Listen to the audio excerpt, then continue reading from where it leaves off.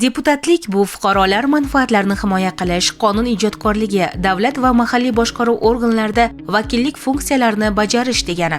Shu bilan birga deputatlar hududlarni rivojlantirishda bevosita ishtirok etadi. Aholini murojaatlari bilan ham faol ish olib boradi. Xalqning vakillik organi sifatida ular o'z vakolatlari doirasida qonunlarni muhokama qiladi. Mahalliy kengashlarda qarorlar qabul qilib, aholi manfaatlari uchun muloqotlarda bo'ladi. Mazkur yo'nalishdagi ishlarni yanada takomillashtirish, mahalliy kengashlar faoliyatini rivojlantirishda hududlararo o'zaro hamkorlik aloqalarini mustahkamlash muhim ahamiyatga ega.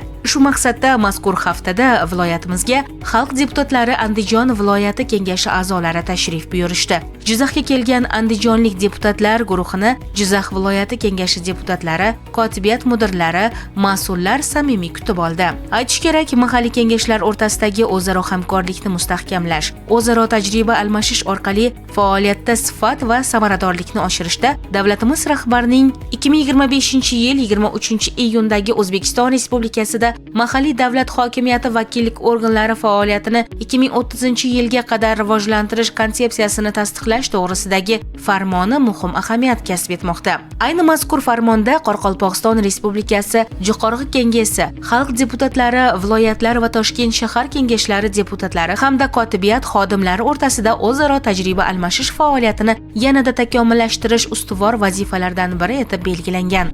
Jizzax viloyat hokimligida o'tkazilgan uchrashuvda viloyat hokimi Ulug'bek Mustafoyev Andijon viloyati kengashi deputatlarini Jizzaxga tashrifidan mamnunligini bildirib, ikki hudud o'rtasidagi hamkorlik va deputatlar faoliyatidagi o'zaro tajriba almashish kelajakda muhim amaliy natijalar berishini alohida qayd etib o'tdi.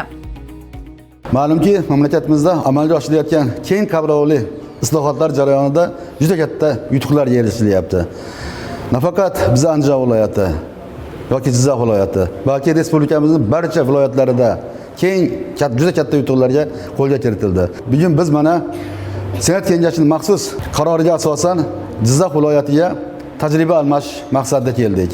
Bizni kelishdan taassurotlarimiz shunday iborat bo'ldiki, Jizzax viloyatida ham juda katta yutuqlar qo'lga kiritilyapti. Xalq deputatlari Andijon viloyat kengashi hamda ijro hokimiyat faoliyati bilan tanishib, o'zimizga juda ko'p narsalarni oldik. Bilgan narsalarimizni ular bilan maslahatlashdik, ular bilan o'rtoqlashdik. O'ylaymizki, oldimizga qo'yilgan maqsadni biz ham 2030-yilgacha xalq deputatlari kengashlarini rivojlantirish bo'yicha konsepsiyada qo'yilgan maqsadlarni sharaf bilan qo'lga kiritamiz, uddalaymiz deb o'ylayman. Viloyat hokimligida o'tgan uchrashuvdan so'ng mehmonlar xalq deputatlari viloyat kengashi faoliyati bilan yaqindan tanishdilar. Bu yerdagi amaliy ishlar, olib borilayotgan tadbirlar va hujjatlar bilan tanishib, o'zaro fikr almashildi. Keyingi manzil Jizzax shahar kengashi bo'ldi. Mehmonlar bu yerda yaratilgan sharoitlar, zamonaviylik va qulaylik mutanosibligi, kengashda olib borilayotgan ishlar bilan tanishar ekan, asosan xotin-qizlar salomatligi yo'lida to'g'ri yo'lga qo'yilgan ishlarga yuqori baho berdilar. Tashrif davomida andijonlik mehmonlar Jizzax shahrida joylashgan So'lim manzillarida ham bo'ldi. Jumladan Sharof Rashidov haykali poyiga gul qo'yib, So'lim bog'ining maftunkor tabiati, shaharsozlik ishlarining bugungi ko'rinishlariga ham e'tibor qaratdilar. Men xalq deputatlari Jizzax viloyat kengashi, shahar kengashi faoliyatini ko'rib, u yerdagi qilingan ishlarni ko'rib, juda ham havasim keldi. Ayniqsa shahar kengashida doimiy komissiyalarga alohida xonalarda ajratilishi, shahar kengashi tashabbusi bilan alohida guruhlar tashkil qilib sport bilan shug'ullanayotganligi va u bo'yicha respublika miqyosida yaxshi o'rinlarni olayotganligi bu deputatlarning tashkilotchiligi, tashabbuskorligining namunasi deb bilaman. Viloyat hokimligida sessiyalarni o'tkazish uchun qilingan binolar yoki xalq deputatlari viloyat kengashining ichida yaratilgan sharoitlar juda ham tahsinga loyiq. Bu xalq deputatlari viloyat kengashlari hamda ijro hokimiyati bitta qushni ikkita qanotiga o'xshaydi. Bular ikkalasi bir bo'lib hayotda davom etkazadi. Mana shu qushni ikki qanotini hamkorlikda, hamjihatlikda bir-biri bilan kelishgan, bir-biriga yaxshi munosabat bo'lgan holda ko'rib juda ham quvondim. Keyingi manzil Do'stlik tumani bo'ldi. O'rganishlarda tuman hokimligi mas'ullari hamroh bo'lib, mehmonlarni hududdagi bir qator ijtimoiy soha yo'nalishidagi bunyodkorlik obyektlari va madaniyat maskanlari bilan tanishtirdilar. Do'stlik tumanida bo'lib turibmiz. Jizzax viloyat tashrifida aynan hozir mana tuman hokimi bilan gaplashdik va tuman hokimi bu yerdagi bo'layotgan infratuzilmalar, olib borilayotgan ishlar haqida batafsil ma'lumot berdilar va kengashni alohida o'rni haqida ham gapirib o'tdilar. Kengash bilan birgalikda ijro hokimiyati hamkorligida hamjihat bo'lib ish olib borayotganini ko'zimiz bilan yaqqol ko'rib turibmiz. Hozir mana deputatlarni aynan bunday fikr almashinuvi, tajriba almashinuvi yaxshi natijalarni berayotganligi samarasidir. Shunga amin bo'ldikki, aynan deputatlarni omma oldiga chiqib bemalol deputatni taniyotganligi, deputat kim ekanligini bilayotgani nuqtai nazaridan e'tiborli bo'layotgani va xalqdagi muammolarni bemalol ijro hokimiyatiga olib chiqayotganliklarini haqida ma'lumot berishdi va biz buni ko'rdik. Jarayonda doimiy komissiyalar ham har bir o'zining yo'nalishi bo'yicha yaxshi natijali ishlarni amalga oshiryapti va kelajakda bunday tashriflar, bunday fikr almashishlar, bunday tajriba almashishlar yaxshi ijobiy natijalar berishiga ishonamiz. Kuchli kengash tashabbuskor hokim tamoyili asosida yanvardan boshlab kengashlar alohida bo'lib chiqdi. Mana bugun bizning Do'stlik tumanimizda Andijon viloyat delegatsiyasini deputatlarini qabul qildik. Yangi bino bugun bizga topshirildi. Bu islohotlardan juda xursandmiz. 20 ta deputatimiz xalq o'rtasida elchi bo'lib ishlab kelmoqda. Hamisha biz xalqimiz bilan kamarbasta bo'lib, mana shu jarayonda ishlab kelamiz.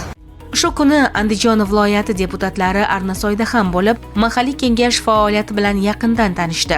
Qabul qilinayotgan qarorlarning hududdagi ijrosi, aholi bilan muloqot jarayonlarining samaradorligiga e'tibor qaratishdi. Keyingi yillarda Arnasoydagi bunyodkorlik ishlari, yangi ijtimoiy obyektlar, infratuzilma loyihalari, obodonlashtirish ishlarining ko'lami va natijasiga yuqori baho berishdi.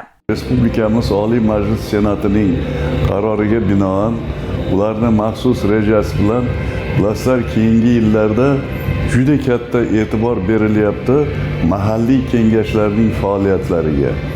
Juda ko'p o'zgarishlar bo'ldi va ayniqsa mahalliy ijro etuvchi hokimiyat organlarini va mahalliy hokimiyat vakillik organlarini vakolatlari alohida belgilanganligi qonun bilan va ularni bir-biridan ajratilganligi bu barcha sohada bo'layotgan islohotlar kabi bu sohadagi islohotlarni ham alohida bir ahamiyati bor desam to'g'ri aytgan bo'laman. Chunki mana hurmatli prezidentimizning iborasi bilan aytganda mahalliy kengashlar tom ma'noda xalqni ovoziga aylanishi kerak degan.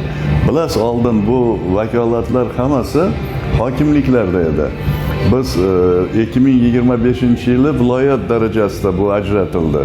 Va ana shu 1 yillik tajribamizdan keyin tegishli xulosalar qilindi, uchrashuvlar bo'ldi, muhokamalar bo'ldi va mana hozir barcha shaharlar va tumanlar kengashlari ham demak vakolatlari alohida ijro etuvchi hokimiyat bilan ular ajratilgan. Mahalliy kengashlarning tajribalari, nimaga erishildi, qanday amalga oshirilyapti, O'zbekiston Respublikasi qonunining talablari qay darajada bajarilyapti, deputatlar haqiqatda ham xalq ovoziga aylanyaptimi, ularni ishlarini shaklli nazorati, deputatlik nazorati va aholini qiynayotgan masalalarni dadil ko'tarib chiqishyaptimi? Xullas, mana shu xalq deputatlari eng avvalo Jizzax viloyati kengashini tajribasi bilan tanishdik. Menga eng manzur bo'lgan narsa hozirga aytganda, bularni umumiy harakati mutanosib bitta maqsad sari, ya'ni jamiyatimizni rivojlantirish, inson qadrini ulug'lash va prezidentimiz olib borayotgan siyosatlarni, islohotlarini maksimal samaradorligiga erishishga mana shu biz bugun uchala bo'lgan joyda yaqqol ko'rsatish mumkin.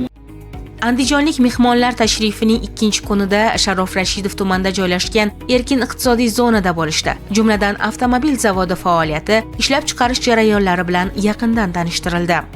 Biz andijonliklar, jizzaxlik hamkasblarimiz, qadrdonlarimiz bilan birgalikda bu yerda bo'layotgan jarayonlar, kengashlar faoliyatiga oid yangiliklar va tajribalarni almashishga kelganmiz.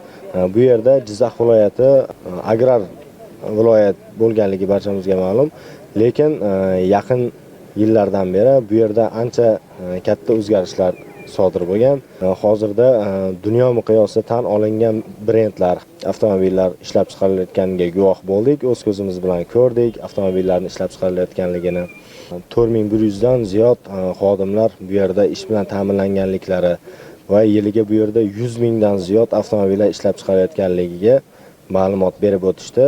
Yurtboshimiz tashabbusi bilan tashkil etilgan mana shunday islohotlar, mana shunday infratuzilmalarni yanada rivojlantirish yo'lida qilayotgan jizzaxlik qadrdonlarimizga, ishlariga, faoliyatlariga omadlar tilaymiz.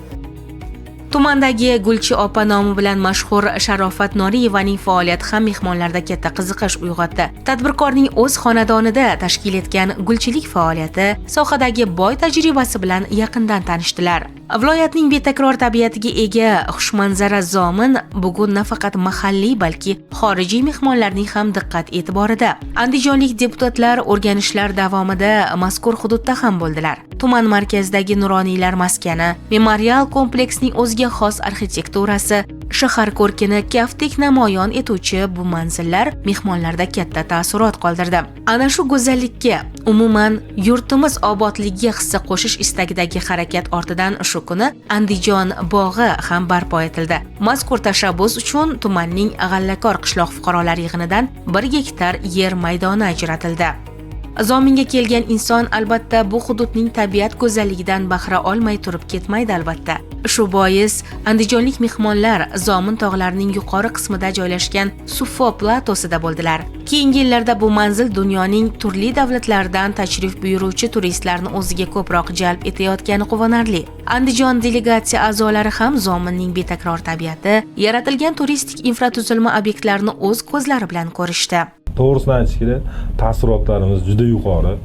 Sababi O'zbekistonda Shvetsariyasi shu Zomin tog'lariga chiqyapmiz. Hozir juda ham chiroyli o'zgarishlar. Qolgan viloyatlarga nisbatan haqiqatda bu yerda o'zgarish juda katta. Buni infratuzilmasi, sanoatni rivojlanishi juda katta, yuqori darajada desak mubolag'a bo'lmaydi. Albatta kengash faoliyati bilan o'rganganimizda ham albatta bularni malakali mutaxassislari, kengashini faoliyati juda ham yuqori saviyali, alohida kengashga binolar ajratilgan. Men Andijonga borganda ham bu yerga kelolmagan deputatlarimizga ham shu taassurotlarni yetkazaman. Xudo xolasa bundan keyin ham bu Jizzax viloyatiga kelib yana tajriba almashishni barchaga ulashib qolaman. Umuman Jizzax viloyatidagi uchrashuvlar davomida har ikkala viloyat deputatlari o'z tajribalari bilan o'rtoqlashdi. Mavjud muammolar va ularning yechimlari yuzasidan atroflicha fikr almashdilar. Shuningdek, mahalliy kengashlar faoliyatini yanada takomillashtirish bo'yicha qator takliflar ham ilgari surildi. Tashrif yakunida kelgusida ham o'zaro hamkorlikni davom ettirgan holda muntazam ravishda tajriba almashish va qo'shma loyihalarni amalga oshirishga kelishib olindi. Bu kabi tashriflar hududlar o'rtasidagi aloqalarni yanada mustahkamlashga xizmat qilishiga shubhamiz yo'q.